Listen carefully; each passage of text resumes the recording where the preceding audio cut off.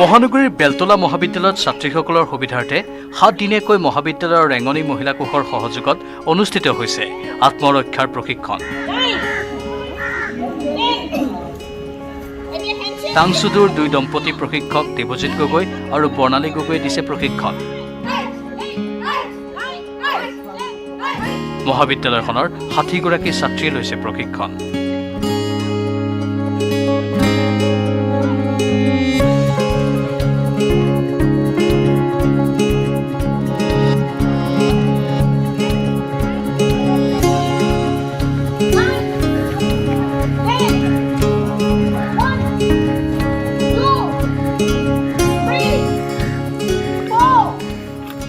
বেলতলা কলেজৰ ছাত্ৰীসকলক এনেদৰে প্ৰশিক্ষণ দি থকা হৈছে, কিয়নো যিহেতু সমাজত ঘটি থকা বিশেষকৈ ঘটনাসমূহতে মহিলাসকলক আক্ৰমণ কৰা হয়, যাতে নিজকে ৰক্ষা কৰিবৰ বাবে আত্মৰক্ষাৰ বাবে এনেদৰে তেখেতসকলক প্ৰশিক্ষণ দিয়া হৈছে বেলতলা কলেজৰ উদ্যোগত থকা ৰেঙনি মহিলা কোষৰ পৰা। আৰু বেলতলা কলেজৰ শিক্ষয়িত্ৰীসকল আছে, প্ৰবক্তানী বাইদেউসকল, আমি তেখেতসকলৰ পৰা জানিবলৈ চেষ্টা কৰিম। বাইদেউ কি পদক্ষেপ লোৱা হৈছে, বিশেষকৈ যিহেতু লাঞ্ছিত আৰু বঞ্চিত হয় ছাত্ৰীসকল?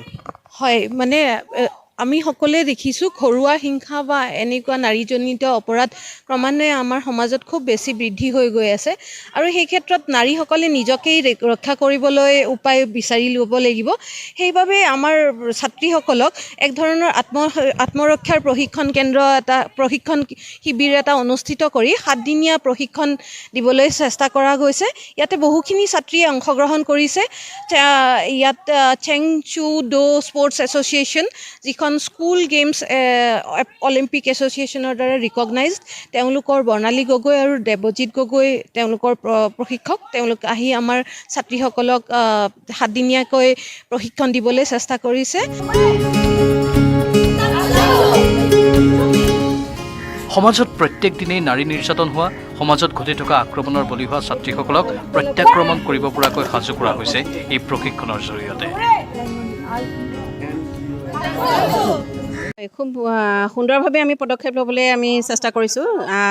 এতিয়াৰ যি পৰিস্থিতি, এতিয়াৰ যি দেশৰ যি পৰিস্থিতি হৈছে, ছোৱালী বিশেষসকলক বা মহিলাসকলক বিশেষকৈ আত্মৰক্ষাৰ যি কৌশল, সেইসমূহ অকণমান হ'লেও যদি আমি এই 7 দিনৰ প্ৰগ্ৰেমত আমি শিকাব পাৰোঁ, অকণমান শিকিলে অন্ততঃ তেওঁলোকৰ যিটো ছেল্ফ কনফিডেঞ্চ সেইটো বাঢ়িব।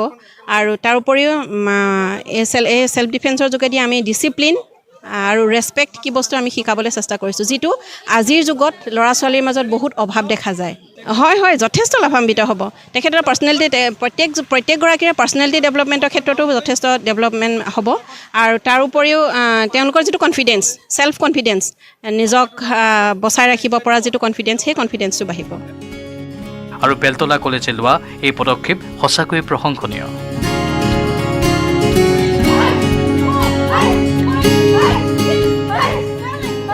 আজি বহুতে ভাল লাগিছে, শিকিবলৈ পাইছোঁ। নিজৰ কাৰণে ভাল, সকলোৰে কাৰণে ভাল, ছোৱালীবিলাকৰ কাৰণে সাধাৰণতে বেছি ভাল। সেইটোৱে ক'বলৈ বিচাৰিছোঁ, আৰু শিকিব লাগে সকলোবোৰ। তেতিয়াহ'লে আপুনি নিজেতো নিজৰ ছেফটি হ'ব লাগিব। আপোনালোকে এইটো শিকিলে মানে নিজৰে ভাল। এইটোৱে ক'ব বিচাৰিছোঁ, ভাল লাগিছে শিকি। আমাৰ প্ৰশিক্ষণটো 12 নৱেম্বৰৰ পৰা হৈছে, আৰু আমাৰ ছাৰে এতিয়া আমাক ভালদৰে শিকাইছে, য়োগা চোগা কৰাইছে, ব্যায়াম কৰাইছে, তাৰপিছত ব্লক শিকালে, আজি ব্লক শিকাই আছে, পাঞ্চ শিকালে আৰু কিকবোৰ শিকাইছে ছাৰে। 2 দিন মানে শিকিছোঁ, যিখিনি শিকিছোঁ ভালে শিকিছোঁ, ভাল লাগিছে। এইবোৰ শিকিলে মানে আমাৰ ছোৱালীৰ কাৰণে ভাল, ছেফটিৰ কাৰণে ভাল। যিহেতু ছেল্ফ ডিফেন্স আমাক কলেজৰ পৰা আনিছে, ছাৰহঁতে আমাক শিকাবৰ কাৰণে আনিছে, আমাৰ নিজৰ কাৰণে ভাল, ছেল্ফ ডিফেন্সৰ কাৰণে আমাক সুবিধা হ'ব, যিকোনো সেই ক্ষেত্ৰত সুবিধা হ'ব, আমাৰ সুৰক্ষাৰ কাৰণে এইবোৰ শিকাইছে ন। তো ছাৰ ভাল লাগিছে, এইবোৰ আহিছে আমাৰ কলেজত, আমি শিকিব পাৰিছোঁ, ৱৰ্কশ্বপ এটা কৰিছে।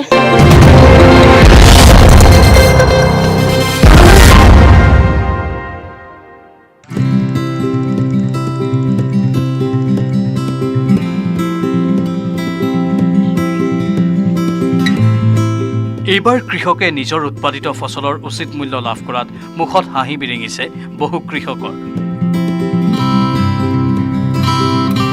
শাক পাচলিৰ খেতি কৰি ফচলৰ উচিত মূল্য লাভ কৰাত লাভান্বিত হৈছে কৃষকসকল,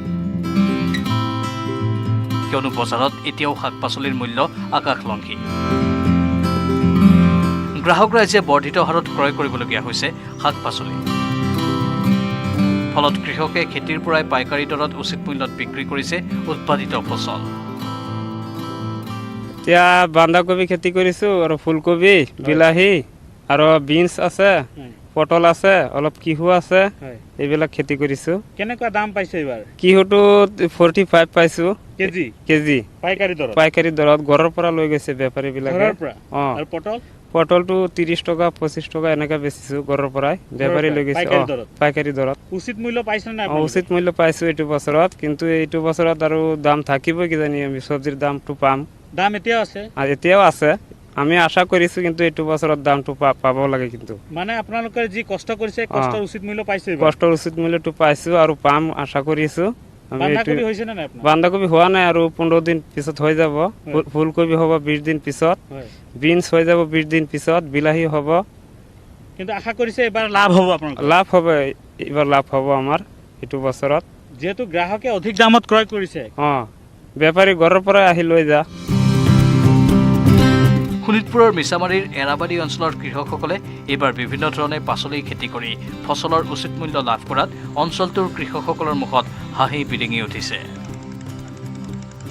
উল্লেখযোগ্য যে মিছামাৰীৰ এৰাবাৰী অঞ্চলত বিঘাই বিঘাই মাটিত শাক পাচলিৰ খেতি কৰি আহিছে কৃষকসকলে। আমি কিৰাটো পাইছোঁ 45ত, বেপাৰী নিছে। তিহ 45কে? আৰু কি কি? আৰু আপোনাৰ পটল আছে। পটল কেইটকা পাইছে? পটল 30 টকা 25 টকা 20 টকা ঘৰত লিখিছে, আমি বজাৰত নৈ বেচা নাই। ঘৰৰ পৰাই পাইকাৰী দৰত? পাইকাৰী দৰত। লাভ হৈছে আপোনালোকৰ? লাভ হৈছে আমাৰ, উচিত মূল্য পাইছোঁ আমি।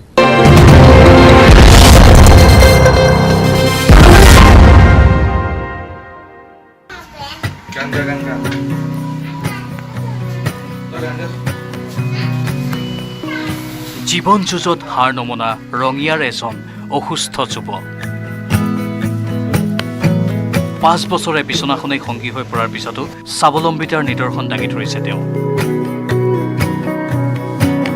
প্ৰবল ইচ্ছা শক্তিৰ অধিকাৰী এই যুৱকজন হৈছে ৰঙিয়াৰ গোসাঁই শোলমাৰীৰ আব্দুল খালেক।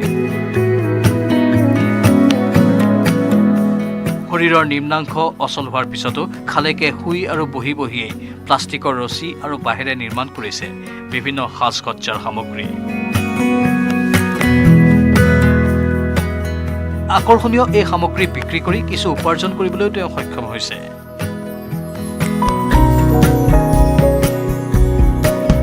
উল্লেখযোগ্য যে 5 বছৰ পূৰ্বে এক দুৰ্ঘটনাত পতিত হৈ খালেকৰ ভৰি দুখন অচল হৈ পৰিছিল। খালেকৰ চিকিৎসাৰ নামত পৰিয়ালটো সৰ্বশান্ত হৈ পৰে যদিও সুস্থ নহ'ল। হাজিৰা কাম কৰি আছিলোঁ। হাজিৰা কাম কৰি থকা অৱস্থাত মই গছৰ পৰাই পৰি যাওঁ। পৰি যোৱা অৱস্থাত মোৰ বিশেষভাৱে দেহাতৰ আধাংশ বেয়া হৈ যায়। বেয়া হৈ যোৱাৰ ফলত মই 5 বছৰ হ'ল মই বিশেষভাৱে সক্ষম হৈ পৰিলোঁ। দুৰ্বল হৈ পৰিলেও তাৰমানে মই সহায়টো মোৰ কামৰ অনুগ্ৰহটো মই কমাই দিয়া নাই। বহু ট্ৰিটমেণ্ট কৰিলোঁ। ট্ৰিটমেণ্টৰ পিছতো তাৰমানে ভাল পোৱা নাই। সেয়েহে মই ৰাইজক অনুৰোধ কৰিলোঁ আৰু হেমন্ত বিশ্ব শৰ্মা ডাঙৰীয়া আপোনালোকলৈ নমস্কাৰ। মই অকণমান সহায়ৰ হাত আগবঢ়াব বুলি আপোনালোকক বিচাৰিছোঁ। বৰ্তমান ধনৰ অভাৱত পুত্ৰৰ উপযুক্ত চিকিৎসা কৰিব পৰা নাই পিতৃ মাতৃয়ে। তৎসত্বেও খালেকে হেৰুওৱা নাই মনোবল। শুই শুই হ'লেও উৎপাদনমুখী কামত ব্যস্ত হৈ আছে খালেক।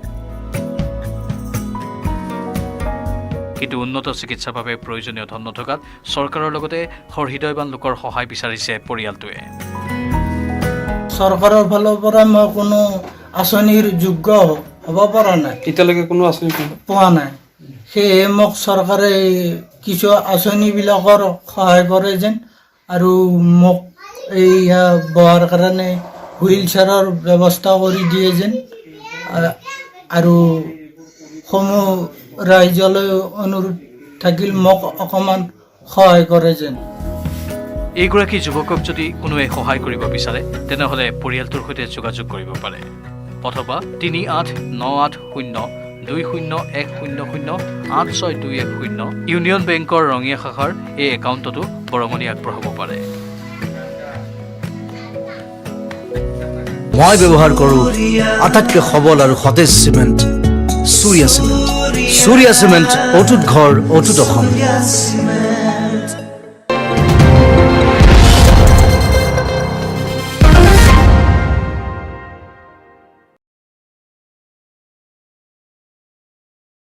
কোভিড নিয়ন্ত্ৰণৰ বাবে ৰাজ্য চৰকাৰে চলোৱা অভিযানত সহযোগিতা আগবঢ়াই সফলতা লাভ কৰিবলৈ সক্ষম হৈছে স্বেচ্ছাসেৱী সংগঠন লায়ন্স ক্লাব অৱ গুৱাহাটীয়ে।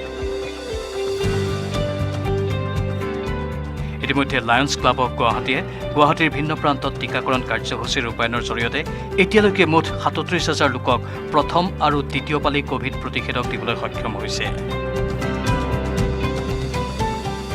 বৃহস্পতিবাৰে মহানগৰীৰ নাৰেংগীস্থিত পোদ্দাৰ কমপ্লেক্সত লায়ন্স ক্লাবৰ বিনামূলীয়া ভেকচিন শিবিৰৰ ১০০ দিন সম্পূৰ্ণ হোৱা উপলক্ষে আয়োজিত এক অনুষ্ঠানত কেক কাটি সফলতা উদযাপন কৰে লায়ন্স ক্লাবৰ বিষয়ববীয়া তথা কৰ্মীসকলে।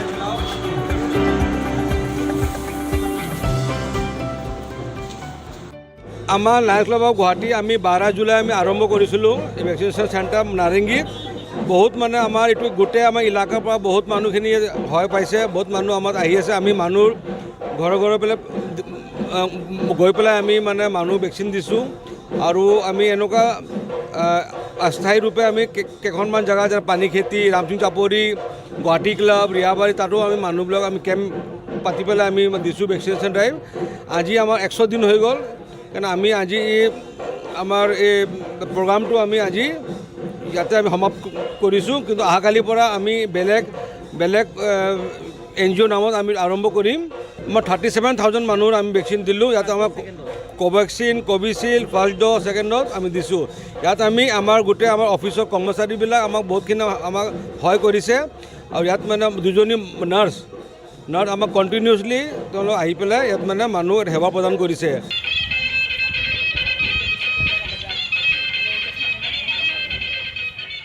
এই অনুষ্ঠানতেই সম্বৰ্ধনা জনোৱা হয় শিবিৰটোত জড়িত থকা কোভিড যোদ্ধাসকলক।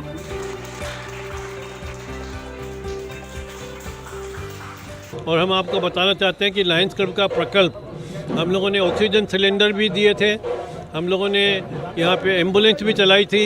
तो इस कोरोना में हम लोगों ने जितनी सेवा भी की और हम आपको इच्छा करते हैं कि भविष्य में भी हम लोग ऐसी सेवा करते रहेंगे। অজয় বৰ্মনৰ report, news 18 Assam north east.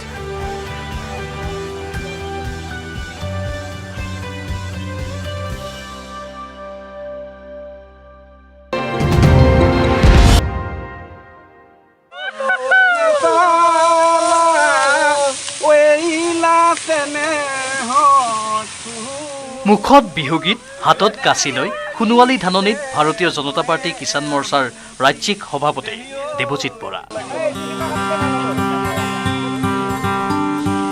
সাধাৰণ সম্পাদিকা ইন্দ্ৰাণী তহবিলদাৰ সহ আন সহযোগীৰ সৈতে তেওঁ অংশ লৈছে ধান দোৱা পৰ্বত। এই দৃশ্য জাগিৰোডৰ পশ্চিম নগাঁৱৰ এখন ধাননি পথাৰত শনিবাৰে দাৱনীৰ ৰূপত দেখা গ'ল বিজেপি কিষাণ মৰ্চাৰ সভাপতিৰ লগতে এইসকল কৰ্মকৰ্তা।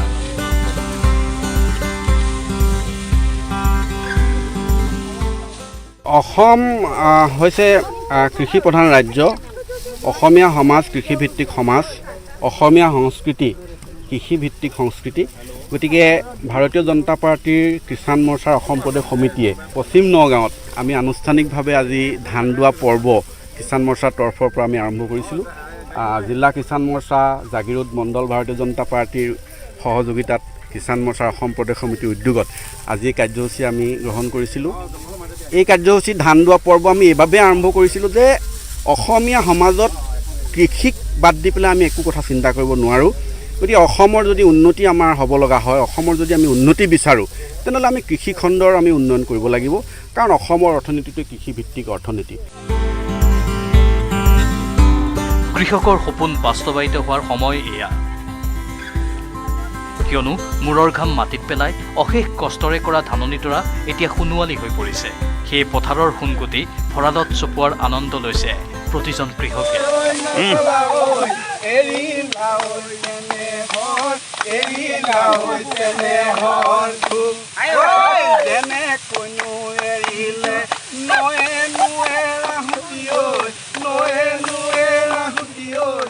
আৰু তেনে সময়তেই ৰাজ্যৰ কৃষকসকলক উৎসাহিত কৰাৰ লগতে নৱপ্ৰজন্মক কৃষিৰ প্ৰতি আগ্ৰহী কৰি তোলাৰ উদ্দেশ্যে বিজেপিৰ ৰাজ্যিক কিষাণ মৰ্চাৰ উদ্যোগত আৰু মৰিগাঁও জিলা কিষাণ মৰ্চাৰ সহযোগত জাগিৰোডৰ পশ্চিম নগাঁৱত ৰূপায়ণ কৰে এই ধান দোৱা পৰ্ব।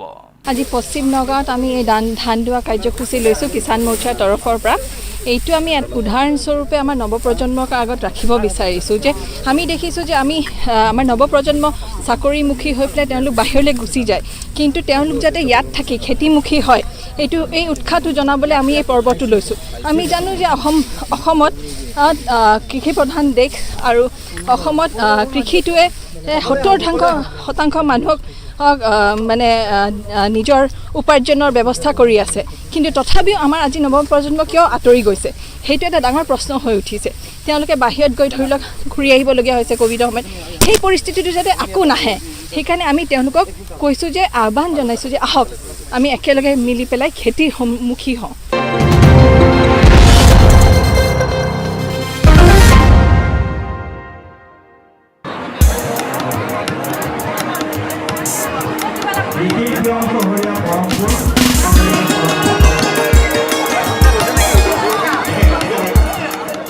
মঙলদৈ গাখীৰ খোৱাপাৰা জালুকবাৰী সাৰ্বজনীন মোৱামৰীয়া হৰি মন্দিৰ। বিগত 81 বছৰ ধৰি কাতি মাহত আয়োজন কৰা হয় বাৰ্ষিক গোন্ধ চৌপৰী সভা। দুদিনীয়াকৈ অনুষ্ঠিত হোৱা এই সভা অসমৰ লগতে কেইবাখনো ৰাজ্যৰ ভক্ত এই বিশেষ দুদিনত পূজা দিবলৈ ভিৰ কৰে। ভক্তৰ আগমনে উদুলি মুদুলি কৰি তোলে মোৱামৰীয়া মন্দিৰ চৌহদ। ভক্তসকলে মনৰ কামনা পূৰণৰ অৰ্থে ভোটা চাকি জ্বলাই সেৱা লয় এই বিশেষ দিনটোত। প্ৰায় 4000 ভোটাৰ চাকিৰে সকলো ভক্তপ্ৰাণ ৰাইজে নিজৰ মনৰ কামনা পূৰণৰ অৰ্থে সেৱা লয়। জনবিশ্বাস অনুসৰি ভোটাৰ চাকি জ্বলালে মনৰ কামনা পূৰণ হয়। ক্ৰমাৎ ভক্তৰ ভিৰ বাঢ়িবলৈ ধৰিছে এই গোন্ধ চাপৰি সবাহত। এই মন্দিৰটো 1941 চনতে স্থাপিত হৈছিল আৰু এই মন্দিৰটোৰ বিশেষত্ব হ'ল আমাৰ মঙলদৈৰ ওচৰৰ মোৱামৰী চাপৰিৰ পৰা ইয়াতে স্থিতাপি লোৱাৰ কাৰণে মোৱামৰীয়া মন্দিৰ নাম হ'ল।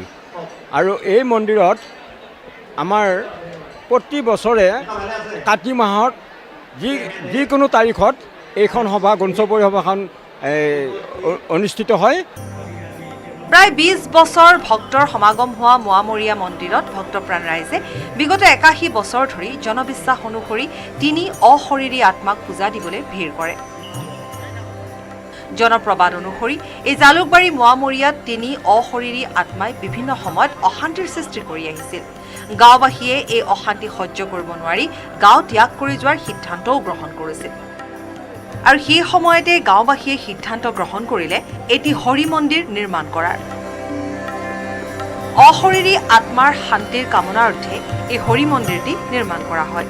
সেই সময়ৰ পৰাই 3 অশৰীৰী আত্মাক সন্তুষ্ট কৰিবলৈ জনবিশ্বাস অনুসৰি প্ৰতি কাতি মাহৰ গোন্ধ চৌপাৰী সভা অনুষ্ঠিত কৰি আহিছে গাঁওবাসীয়ে। গোন্ধচাপৰি সভা যিটো মোৱামৰীয়া হৰি মন্দিৰৰ প্ৰতি বছৰে ইয়াতে অনুষ্ঠিত হয়। ইয়াতে আমি প্ৰতি বছৰে আহোঁ। আমাৰ স্থায়ী ভোটাৰ আছে, আমি স্থায়ী ভোটাৰ আমি জ্বলাবলৈ আহোঁ। আৰু অকল আমাৰ এই মঙলদৈ আশে পাশে নহয়, সমগ্ৰ দৰং জিলাৰ মানে যিসকল ভক্তপ্ৰাণ ৰাইজ আছে সকলো ৰাইজ ইয়াতে উপস্থিত হয় আৰু উপস্থিত হৈ তেওঁলোকে নিজৰ মনৰ কামনা পূৰ্ণৰ বিচাৰি পেলাই এই মন্দিৰত তেওঁলোকে আহে। আজি বহুত বছৰ হৈছে, প্ৰায় 15 বছৰমান হৈছে মোৰ ইয়ালৈ অহাৰ কাৰণে। আৰু যিটো ভাৱত আহোঁ তাৰমানে মোৰ মনোকামনা পূৰ্ণ হোৱা বুলি মই এটা বিশ্বাসত লৈছোঁ। আৰু প্ৰতি বছৰ যেনেকৈ কষ্ট কৰি হ'লেও আমি আহোঁ, কিন্তু যোৱা বছৰ COVID-19ৰ বাবে এটা অনুষ্ঠিত হোৱা নাছিল। তাৰ বাহিৰে আমি যিকেই বছৰ হৈছে আমি প্ৰত্যেক বছৰ ইয়ালৈ আহি আছোঁ আৰু আশা কৰিছোঁ ভৱিষ্যতে আৰু উন্নত হ'ব। আৰু বহুত ইয়াতে শৃংখলাবদ্ধভাৱে ইয়াতে কাম মানে ভক্তপ্ৰাণ ৰাইজসকলে ইয়াতে আহে। আৰু ইয়াৰে যিখন কমিটি আছে কমিটিখনেও অত্যন্ত সুচাৰুৰূপে পৰিচালনা কৰে। মই ব্যৱহাৰ কৰোঁ আটাইতকৈ সবল আৰু সতেজ cement Surya cement. Surya cement, অটুট ঘৰ, অটুট অসম।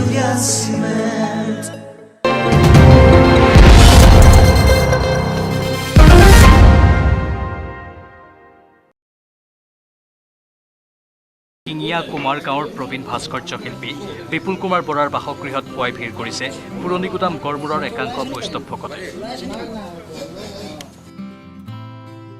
কাৰণ বিপুল কুমাৰ বৰাই শংকৰী ভাস্কৰ্যৰ আৰ্হিত অতি সুনিপুণভাৱে চিমেণ্টেৰে নিৰ্মাণ কৰা এভাগ গৰুৰ পক্ষী আৰু এভাগ হনুমানৰ মূৰ্তি নিৰ্দিষ্ট ধৰ্মীয় নীতি নিয়মৰ মাজেৰে আগবঢ়াই নিবলৈ ব্যৱস্থা কৰা হৈছে। সুদীৰ্ঘ কাল ধৰি শংকৰী ভাস্কৰ্যৰ আৰ্হিত কংক্ৰিটেৰে বিভিন্ন দেৱ দেৱীৰ নিৰ্মাণ কৰা মূৰ্তিসমূহে সমাদৰ লাভ কৰি আহিছে মধ্য অসমৰ বিভিন্ন প্ৰান্তৰ লগতে ভক্তপ্ৰাণ ৰাইজৰ মাজত। তাৰে ভিতৰত জয় বিজয়, নামসিংহ, গৰুৰ, হনুমান, বিষ্ণুৰ অনন্ত সজ্জা, গায়ন বায়নৰ মূৰ্তিসমূহ লেখত ল'বলগীয়া। আমাৰ শংকৰী কলাকৃষ্টি যিখিনি আছে সেইখিনিৰ ওপৰত আমি স্বনিৰ্ভৰশীল হোৱাটো যথেষ্ট কঠিন। যদিও এই শিল্পটোক ভাল পোৱা আমি এচাম মানুহ নিজেই গঢ়ি তুলিব লাগিব। যদি আমি নিজে এচাম মানুহ গঢ়ি তুলিব পাৰোঁ তেনেহ'লে এই শিল্পটো লৈ পেলাই আমি ভৱিষ্যতলৈ জীয়াই থকাৰ বিভিন্ন স্থল আছে। মই বাঁহৰ পৰা আৰম্ভ কৰি কাঠৰ টেৰাকটা বা বাঁহৰ যিটো মুখা শিল্প, তাৰ উপৰিও আপোনাৰ মই মেকআপৰ কামো কৰিছিলোঁ, বিভিন্ন ধৰণৰ কাম কৰিছোঁ। এতিয়া শেহতীয়াকৈ মই চিমেণ্টৰ কামটো কৰোঁ। ইফালে ভাস্কৰ্য শিল্পী বিপুল কুমাৰ বৰাই কাঠেৰে কেৱল মাত্ৰ 1 ফুট বৰ্গাকাৰ ক্ষুদ্ৰতম গুৰু আসন নিৰ্মাণ কৰি 2020 বৰ্ষত আহৰণ কৰিবলৈ সক্ষম হৈছে এছিয়া বুক অফ ৰেকৰ্ডছ আৰু ইণ্ডিয়া বুক অফ ৰেকৰ্ডছৰ দৰে দুটাকৈ ৰাষ্ট্ৰীয় পৰ্যায়ৰ খিতাপ। লক্ষণীয় কথাটো হ'ল যে শংকৰী ভাস্কৰ্য শিল্পৰ জৰিয়তে শিল্পী বিপুল বৰাই কেৱল নিজৰ পৰিয়ালটোকে স্বাৱলম্বী কৰি তোলাই নহয়, সমান্তৰালভাৱে ৰাষ্ট্ৰীয় পৰ্যায়ৰ সন্মান আহৰণ কৰিবলৈ সক্ষম হোৱাক কেন্দ্ৰ কৰি শিল্পীগৰাকীক লৈ এতিয়া গৌৰৱান্বিত সমূহ অঞ্চলবাসী। পুৰণি গুদামৰ পৰা Hemanta Das, news 18, Assam north east.